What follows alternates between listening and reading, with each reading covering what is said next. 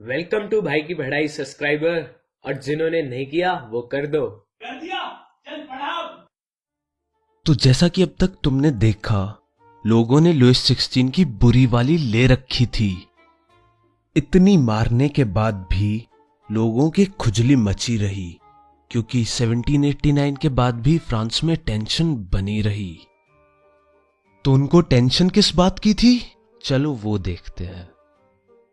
Lewis 16 ने constitution पर अंगूठा लगा दिया था, मेरा मतलब साइन कर दिया था, पर वो पर्शिया के राजा के साथ खुफिया तरीके से बातचीत करने लगा। वो षड्यंत्र रच रहे थे कि वापस लुईस 16 को पूरी पावर कैसे दी जाए। बाकी पड़ोसी देश के राजा भी टेंशन में आ गए। उन्हें लगा कहीं फ्रांस से मोटिवेशन लेके उनकी प्रजा उनकी ना ले ले, इसलिए वो जंग की तैयारी में लग गए। इससे पहले वो कुछ करते, फ्रांस की नेशनल असेंबली ने अप्रैल 1792 में पर्शिया और ऑस्ट्रिया के खिलाफ जंग की घोषणा कर दी। रुको, जहां तक मुझे याद आ रहा है, लुईस 16 की धर्मपत्नी मरिया भी ऑस्ट्रिया से थी। मतलब लुईस 16 के ससुराल वालों के साथ लड़ाई कर दी। जब बात देश पे आई तो फ्रांस के हजारों आदमियों ने आर्मी ज्वाइन कर ली।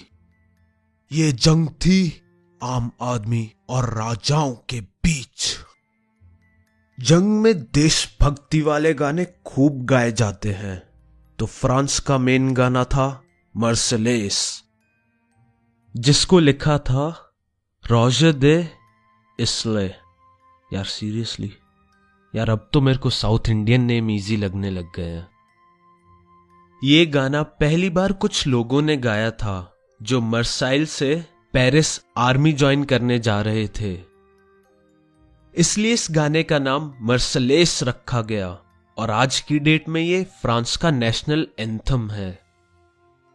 वॉर से फ्रांस में फिर इकोनॉमी नीचे चली गई और लोग आर्थिक समस्याओं से जूझने लगे। जब सारे आदमी वॉर के लिए चले गए, तब घर की महिलाएं घर चला रही थी। उस टाइम पर नेशनल असेंबली में मेंबर बनना, इन सब चीजों में बस अमीर लोग ही इन्वॉल्व थे। पर ट्रेंड में कुछ चेंज आता है, मिडिल क्लास लोगों का भी पॉलिटिक्स में जोश बढ़ गया। पॉलिटिकल क्लब्स यानी पॉलिटिकल पार्टीज बनने लगी, और जो सबसे सक्सेसफुल क्लब था वो था जैकोबिन्स क्लब। तुम सोच रहे होगे क्लब वो होता है जहां पे दारू पार्टी होती है और पोल डांस होता है, तो तुम सही सोच रहे हो। लेकिन उस टाइम पर पॉलिटिकल पार्टीज को भी क्लब कह देते थे। जैकोबिन क्लब में ज्यादातर छोटे दुकानदार, मोची, घड़ी बनाने वाले, नौकर और मजदूर लोग थे। और उनका नेता था मैक्सिमिलियन रॉबस्पियर। 1792 की समर्स में खाने के दाम बहुत ज्यादा बढ़ गए, जिससे पेरिस वाले लुईस 16 से बहुत ज्यादा गुस्सा हो गए, क्योंकि ये सारा पंगा उसी की वजह से हो रहा था। ना वो खुफिया बातें करता, ना वॉर होता, और ना ही खाने के दाम बढ़ते। तो इस बार लोगों ने उसे जड़ से उखाड़ने की सोची। तो 10 अगस्त को लोगों ने पैलेस ऑफ ट्वेलरीज पर हमला बोल दिया। जहां लुईस 16 था, उसके सारे गार्ड्स को मार दिया और राजा यानी लुईस को बंदी बना लिया। फिर नेशनल असेंबली ने लुईस 16 का बुरा वाला काटा और जेल भेज दिया। अब कोई गवर्नमेंट का मुखिया तो रहा नहीं, यानी हेड ऑफ गवर्नमेंट, इसलिए फ्रांस में इलेक्शन हुए। इस बार इलेक्शन में हर मर्द जो 21 साल से ज्यादा का हो, उसे वोट देने का अधिकार दिया गया, चाहे वो अमीर हो या गरीब, चाहे वो अंबानी का बच्चा हो या बम्बानी का। आई होप अंबानी का बच्चा is not watching this video. Let's continue. Voting के बाद जो नई असेंबली चुनी गई, उसका नाम कन्वेंशन रखा गया। 21 सितंबर 1792 इस दिन फ्रांस में मोनार्क खत्म हुई और फ्रांस एक रिपब्लिक बन गया। एक दो सोच रहे होंगे, यार ये रिपब्लिक वर्ड सुना सुना सा तो लग रहा है, पर मतलब क्या है? तो भाई, रिपब्लिक एक टाइप की गवर्नमेंट होती है जिसमें गवर्नमेंट और गवर्नमेंट का हेड दोनों जनता चुनती है। और जहां तक बात है लुइस 16 की, उसका जय हिंद हो गया 21 जनवरी को, यानी उसे पब्लिकली डेथ दे दी गई। मतलब जो भी कांड हुआ सबके सामने हुआ। कुछ दिन बाद लुइस की पत्नी को भी मार दिया गया। वैसे उसका क्या कसूर था? तो लुइस हो गया फ्रांस से क्लीन। फिर गवर्नमेंट का हेड बन गया मैक्सिमिलियन। याद करो, 2-3 मिनट पहले ही बताया था। याद आया? तो गवर्नमेंट बन गई जैकोबिन्स की और हेड ऑफ गवर्नमेंट बन गया मैक्सिमिलियन। पर वो भी कुछ ज्यादा दिन नहीं टिका। उसके कारनामे ही कुछ ऐसे थे। वो 1793 से 1794 तक रहा, फिर उसका भी पत्ता साफ हो गया। गंदे पत्ते रखने ही नहीं चाहिए, वरना लोग पत्ता साफ कर देते हैं। तो उस एक साल को रेन ऑफ टेरर भी कहते हैं। अपनी भाषा में बोले तो आतंक का समय।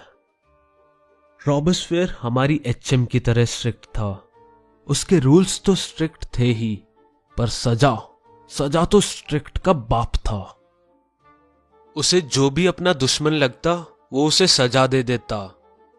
उसने पुराने नोबलमैन यानी सेकंड एस्टेट के लोग, क्लर्जी यानी चर्च के लोग, दूसरी पार्टी के लोगों और यहां तक कि अपनी खुद की पार्टी के लोगों को सजा दिलवा दी। रॉबेस्पियर ने तो सबसे अपना बदला ले लिया होगा, क्या पता अपनी प्रिंसिपल से भी बदला लिया हो, ये कहकर तूने मुझे असेंबली में कड़कती धूप में इतनी देर खड़ा रखा और ऊपर से अपनी बोरिंग घटिया स्पीच सुनाई, मैं तुझे सजा ए मौत देता हूं।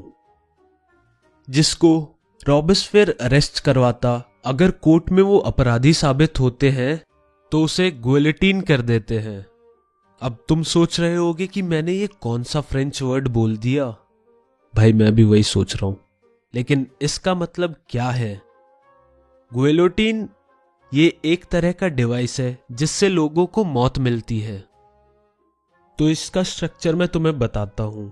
2 पोल होते हैं, पोल डांस करने के लिए नहीं, एक ब्लेड को सपोर्ट देने के लिए। और इसके नीचे होता है एक छेद जिसमें किसी का भी सर आराम से आ सकता है। बाकी तुम समझदार हो ही तो समझ जाओ। तो उसने और क्या क्या हरकतें की थी वो देखते हैं। उसकी सरकार ने वेजेस यानी सैलरी और चीजों के प्राइसेस पे मैक्सिमम लिमिट लगा दी थी। मीट और ब्रेड को रेशन्ड कर दिया था, यानी एक अमाउंट से ज्यादा कोई मीट और ब्रेड नहीं ले सकता था। किसानों को अपनी फसल सरकार को एक फिक्स दाम पे बेचनी पड़ती थी। महंगी ब्रेड जो सफेद आटे से बनती थी उसे बंद कर दिया गया। उसकी जगह आई बाबा रामदेव की पतंजलि ब्रेड। अरे मजाक कर रहा हूं। उसकी जगह आई इक्वालिटी ब्रेड जो सबको खानी पड़ती थी। बताओ, खाने से इक्वालिटी लाना चाह रहा ही है? फ्रेंच मैन और वुमेन को सर और मैम की जगह सिटीजन बुलाने की प्रथा भी शुरू कर दी उसने चर्च बंद करवाकर ऑफिसेज खोल दिए। तो ये थी रॉबेस्पियर की करतूतें, और ये एग्जाम में भी पूछी जाती हैं। उसके सपोर्टर उससे इन पॉलिसीज के रीजन मांगने लग गए, पर वो अपने ही धुन में चलता रहा। और फाइनली कोर्ट ने उसे जुलाई 1794 में अपराधी करार करके गिलोटीन वाली सजा दे दी। मैक्सिमिलियन का हो गया दी एंड। जैकोबिन्स की सरकार गिरने के बाद जो अपर मिडिल क्लास के लोग थे उनके पास पावर आ गई। फिर से नया कॉन्स्टिट्यूशन बनाया गया। भाई कॉन्स्टिट्यूशन है या फेसबुक का अकाउंट नया बनाए जा रहे हैं? तो इसके अकॉर्डिंग जिसके पास घर है, जायदाद है, सिर्फ वही वोट कर सकता है। और ये लोग वोट करके 2 काउंसिल चुनते हैं और ये 2 काउंसिल डायरेक्टरी बनाएगी जिसमें 5 मेंबर होंगे। एक हेड रखने की जगह अब 5 मेंबर रख लिए जिससे किसी एक इंसान पर सारी पावर ना आ जाए।